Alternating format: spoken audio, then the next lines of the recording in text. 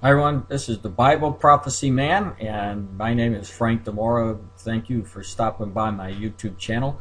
I'd like to invite you, if you're new, to go to my prophecy site that you'll see up here, where you'll be able to access all the links that I've been putting up for you so that you could read the entire story, that I'm connecting Bible prophecy with current events. Now, for the last couple of days, I've spent many hours adding new material to my newest book, which is November 6th.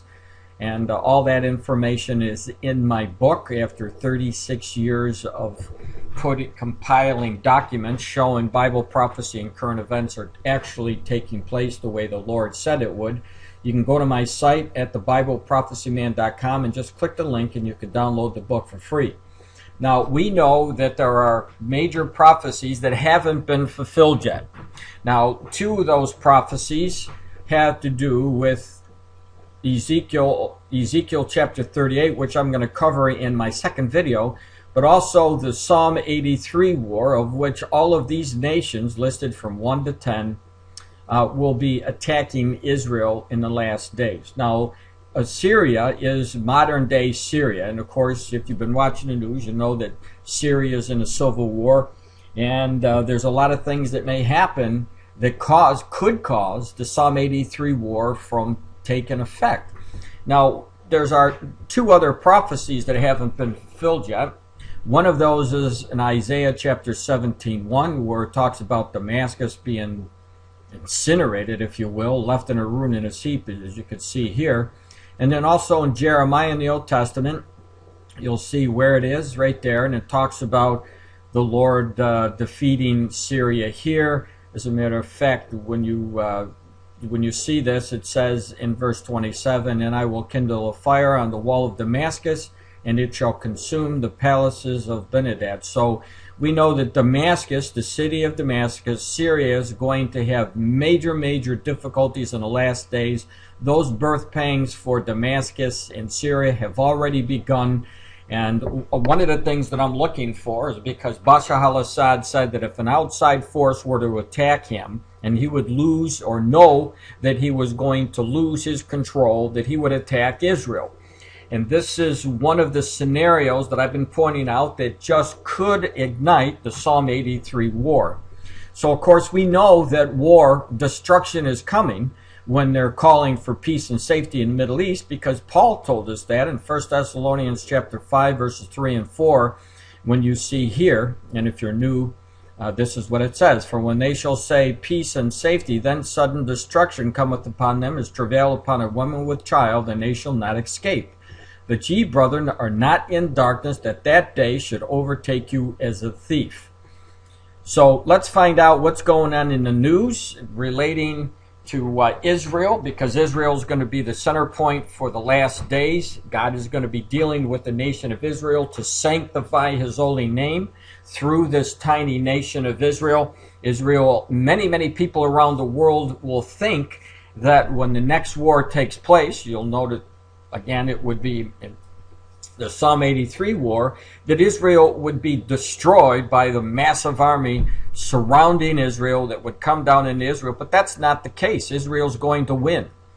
And we know that the primary function of Israel's IDF, Israel's defense, if you will, in case you're new here, the IDF stands for Israeli Defense Force.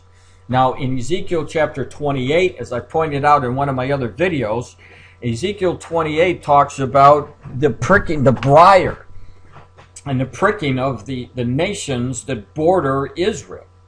And they're going to be pricking this nation until the nation of Israel takes care of the problem. All right, so let me just read this. I don't have it up here, but listen to what Ezekiel chapter 28 verses 24 through 26 say.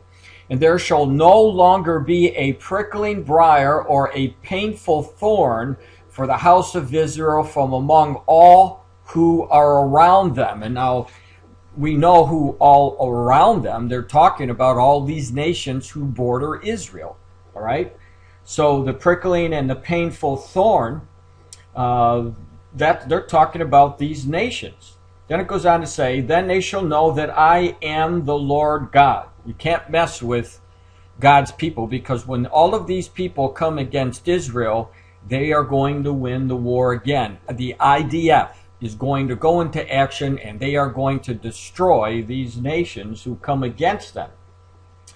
Then it goes on to say, thus saith the Lord God, when I have gathered the house of Israel from the peoples among whom they are scattered, which they've already done, we know that since 1948. And it goes on to say, and I am hallowed in them in the sight of the Gentiles, then they will dwell in their own land, which I gave to my servant Jacob. So we know that the promise of how much land God was going to give the Israelis, that hasn't been completely fulfilled yet. We know that after the Psalm 83 war, then the Israelis will branch out. They're going to take more land, and they're going to start fulfilling the promise of all the land that God was going to give to the Israelis, to his people.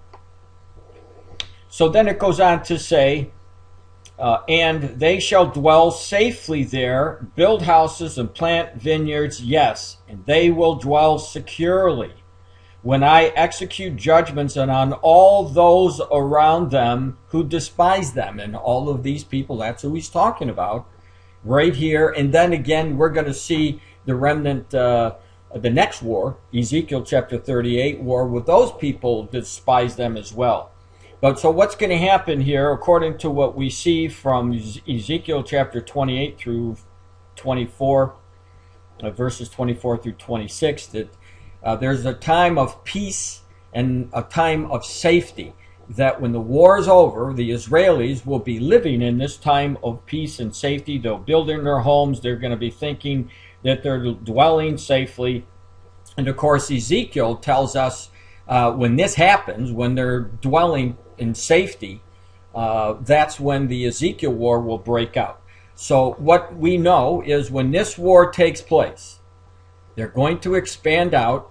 Then they are going to be settled there for a period of time. I don't know, I can't tell you the exact amount of time, but they will be there thinking that they're living in a peaceful time. And of course, we know from the Word of God that this war right here, Psalm 83 war, will be the last war that the IDF fights. And their job of protection of the state of Israel will be done at that point, because we know from Ezekiel chapter 38, and we also from the book of Revelation, that the Israelis don't fight for their life and for their existence to stop their enemies from wiping them off the face of the earth. God does that in Ezekiel chapter 38, and he also does it again via Jesus Christ in the Battle of Armageddon. So this is going to be a major war, and this will be one of the last war that the IDF is going to have to fight, and they're going to do a fantastic job because they are a massive army, and God is not going to allow them to be destroyed. So with all this information, let's look at the news. 3 Syrian tanks entered the demilitarized zone in the Golan Heights, and we'll go right to that article and pull up a little bit about it.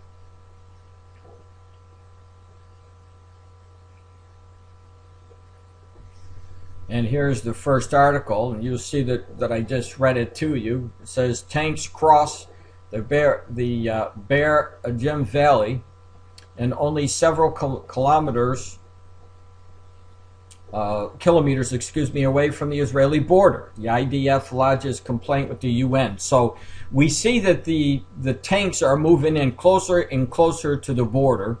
And I believe that this is happening because Bashar al-Assad knows that he's starting to lose his grip, and he's moving into position. This is how I see it. And the closer he gets, the more tension we're going to see in the Middle East. And one of these days, we're going to wake up and see that they have attacked Israel. There's no doubt about that. But this article says 3 Syrian tanks on Saturday crossed the demilitarized zone at the Golan Heights, only several kilometers away from the Israeli border. The tanks entered the buffer zone on Saturday afternoon when the Israeli Defense Force soldiers identified the Syrian tanks near the Bear Ajim Valley in the Syrian-controlled center of the Golan Heights. Now, this is the Golan Heights, by the way, is part of the area that the Israelis took back in one of the previous wars. You know, Syria has been trying to get this back, but it's not going to happen. And we know that when the Psalm 83 war is over, not only will Syria lose all of the Golan Heights, but they're going to lose a large portion of their territory. And this is going to be part of the fulfillment of the land that God had promised to his servant Jacob. So let's go on to the next one. The articles that I'm showing you that are it's just pointing to what's actually going to be happening in the very near future. And I can't tell you the exact date of this Psalm 83 war, but by looking at all the events that are taking place in Israel concerning the call for peace and safety and exactly who's involved in this war in Psalm 83, we know that it's coming soon. So the IDF Jeep hit by a Syrian gunfire on the Golan Heights. An Israeli, the subtitle, an Israeli military Jeep was hit Monday. And this is causing concern for Israel, obviously. It says, an Israeli military Jeep was hit Monday by the Syrian gunfire on the Golan Heights, the AFP reported. The IDF soldiers were patrolling this evening near the northern border when they came under gunfire from the Syrian side of the border. Now you ask yourself, why are they doing this? Why, who Syria is having so many problems with its own people trying to depose Bashar al-Assad, why would he all of a sudden start firing on the Israelis? Well, it's obvious. He wants to draw attention to what's going on between the Syrians and Israel in the hope that down the line here, when he attacks Israel, because obviously if we have more people attacking the capital and he's going to lose control, he's going to be like that cornered dog, like I said, and he's going to go after Israel. And I believe these are signs of that day that will be coming. Now, according to the IDF, the gunfire also most likely came as a result of the internal civil war in Syria and was not due to deliberate aggression against Israel on the port of Damascus. Apparently, they were stray bullets and there was no injuries to those aboard the vehicle, and the military spokesman.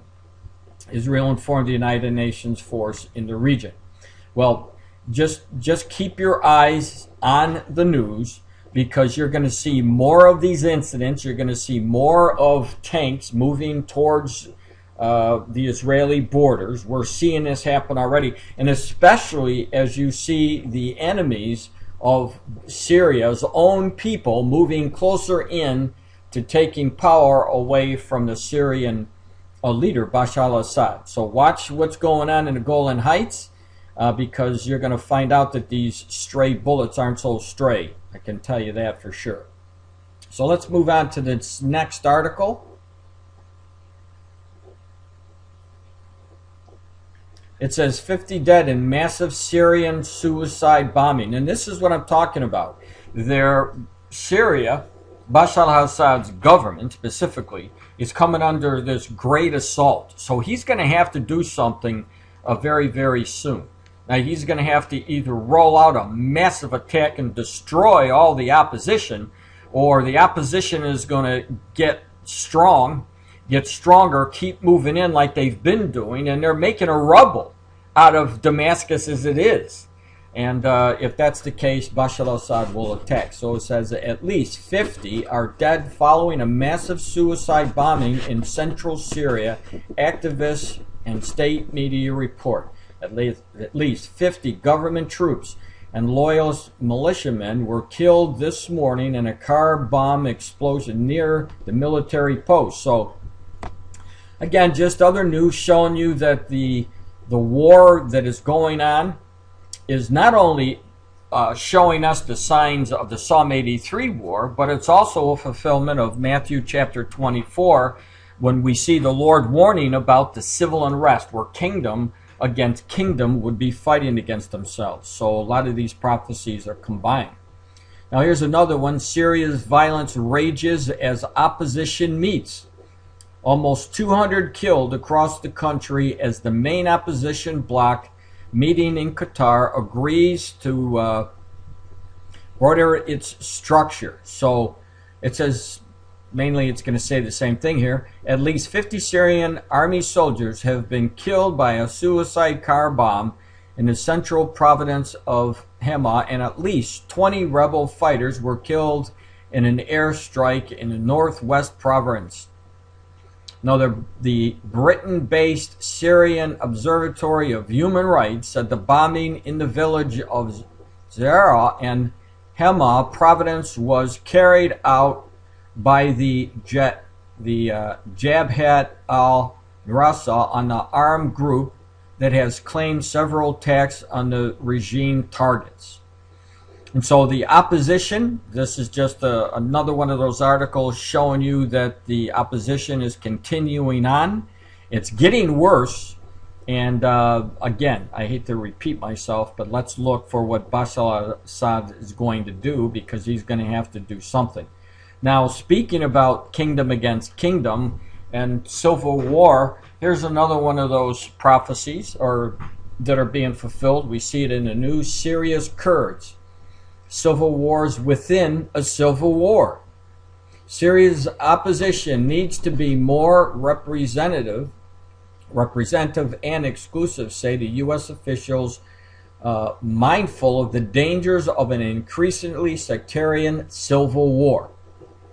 But the scale of the challenge is creating an opposition that draws in ethnic and religious minorities, sometimes more fearful of the rebellion than they are of the regime, was highlighted in last week's clashes in Aleppo between the units of the Free Syrian Army, FSA, and the local Kurdish militia. So there you go, just another example of the Lord's prophecies coming to pass concerning Syria and civil war.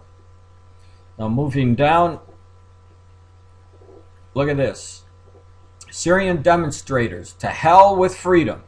We want Islamic Caliphate, the Quranic rule, and the AK-47. So this is what you have here. You have the Iranian byproduct of them pushing into these areas, into Syria, into Lebanon, into Palestinian territories, trying to bring on the Sharia law. And we've seen this now with Egypt under the new president Morsi, they're bringing in Sharia law there. And it's violence. It's definitely violence. It says, just last week, Secretary of State Hillary Clinton dismissed the exiled leadership of the Syrian opposition as a bunch of out-of-touch exiles who should be replaced with a group more representative of fighters on the ground. That's at least how the New York Times described her statement. Now, Clinton said that the opposition must include people from inside Syria and others who have legitimate voices that need to be heard. And ladies and gentlemen, hear the voice of at least some of the members of the Syrian opposition on the ground. The Middle East Media Research Institute translated a video of the demonstration that took place in Syria's capital, Damascus, in September and was posted on Monday on YouTube. The marchers unabashedly declared that they really want to gain by unseating President Bashar al-Assad and his secular Ba'ath regime. And they want Islamic Caliphate, instituting the Quran as the law of the land. So again, if this were ever to happen, and most likely we're going to see something like this happen, because Syria, according to Isaiah 17:1 and Jeremiah chapter 49, is going to be leveled. So here's what the demonstrators say. Oh, Bashar, you traitor. Oh, Bashar, you traitor. We want to install the Quran. We want to install the Quran. The hell with freedom, the hell with freedom. And this is the danger that Israel is facing, because they are the only democratic nation in the area.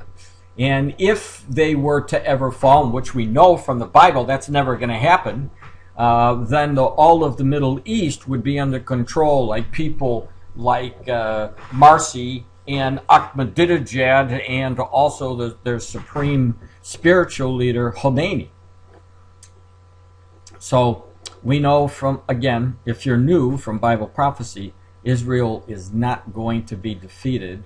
And so don't be alarmed by what you hear in here, because Israel, that IDF, is going to make a move, and they are going to destroy the enemies that try to destroy them. We know that from the scriptures without a doubt. So here's another one of the scriptures, or the, evidences of what's taking place, what's coming. Lieberman threatens the PA over the UN bid. Now we're talking about the Palestinian organization that is led by Abbas. It says the foreign minister Avigdor Lieberman is threatening the Palestinian Authority if it goes ahead with its unilateral statehood bid at the United Nations General Assembly, Channel 10 News reported on Monday. Now, according to the report, during a recent meeting between Lieberman and the European Union's foreign policy chief, Catherine Ashton, he had made it clear that if any PA turns to the UN, I will work to ensure the PA will collapse. And Lieberman reported stressed that the unilateral statehood bid by the PA will put an end to the chances to resume the peace negotiations. And this is why, my friends, that I put this up for you. Let me bring it back. The call for peace and safety. This is why I put this up, because it will be during this time that's when this war will take place. And we're seeing the Palestinians here, we're seeing the Syrians here. All of these people are very, very active right now, leading to the completion of these prophecies. So let's turn to another article, and of course the Hamas is also mentioned in that Psalm 83. And as you can see from the headline, planning suicide attacks from Judea and Samaria. And according, excuse me while I'm trying to get this centered for you, according to the websites associated with the Fatah, this is a movement that hates Israel. They're part of the Palestinian organizations. It says Fatah movement, Hamas is planning to carry out suicide attacks against Israel from Judea and Samaria in order to bring down the wrath of the IDF on the Arabs in that region and topple the Fatah-led Palestinian Authority there. So you have factions within the PLO who are trying to fight against themselves and bring down people on Israel. And of course, we know that if that were to happen, and that is part of the plan, the 2011 plan that the Palestinian organization has come up with to try to force people on Israel, have Israel to respond, and then have the UN come against Israel. And so what you're seeing here is just part of the plan, as far as I'm concerned, that they're putting into effect. And it says, according to the document, the meeting was attended by top Hamas officials. And you'll see Mohammed Zaire there and some of these other people. But the bottom line is this: they're acting accordance to the Palestinian plans. They want to make attacks on the Israeli people, knowing that Israel is going to have to respond. And when they do, then you'll be seeing something. Like I said, I can't tell you the exact scenario, but one of these days we're going to wake up and we're going to see that the war has started between Israel and every one of these nations that are prophesied. Now here's Egypt, which is mentioned in the Psalm 83 headline. Egypt's Marcy accepts invitation to visit Russia. And I'll let you read this. I'm just going to give you the bottom line to it. So you just ask yourself, why is Marcy aligning itself with Russia? Well, there's a lot of reasons. Number one, Ahmadinejad from Iran is friends with Marcy. They're making this alliance. And we do know that when Israel defeats Egypt and the rest of these armies during the Psalm 83 war, all it's going to do is tick off Russia, who will make an alliance with the Egyptians, and the alliance that's already made between Marcy and Ahmadinejad. And so what you're seeing here is just a setup for the coming Ezekiel war, which I'll be talking about in my second video today. But as you can see down here, that it says the President Marcy also urged the Russian president to continue Russia's participation in the Middle East Quartet, considering its role in the resolution of the Palestinian problem. So here we go. We're talking about the call for peace and safety, to want to start up or try to do something to start up the stalled peace agreement. But again, we would have to remember what the apostle told us about when they're calling for peace and safety, sudden destruction will come. And we know that obviously Egypt is one of those nations that are in it. So that's the news relating to the Psalm 83 prophecy. And if you take a look at it one more time, if you're new, you'll see that almost every single day I'm giving you is the Palestinians, you got the Syrians, you got the Hezbollah, you have the Hamas in the Gaza Strip, almost everything, and Egyptians. Almost every day we're seeing things, signs in the news pointing to the next war. And don't forget the purpose of the Israeli army. Ezekiel chapter 37, God formed this army, a vast army. In Ezekiel chapter 28, verses 24 through 26, we know that the prickling of the bordering nations around about Israel are coming to an end. And they will come to an end at the Psalm 83, where where we see in the Psalm that the IDF, Israel's Defense Force, will have accomplished their role. And then from then on, God is in control of fighting personally to show these nations that it is God coming to the Israeli aid. So with that, give me a little bit of time. I'm going to go back and put the rest of the news together, showing you about the Ezekiel chapter 38 war. God bless.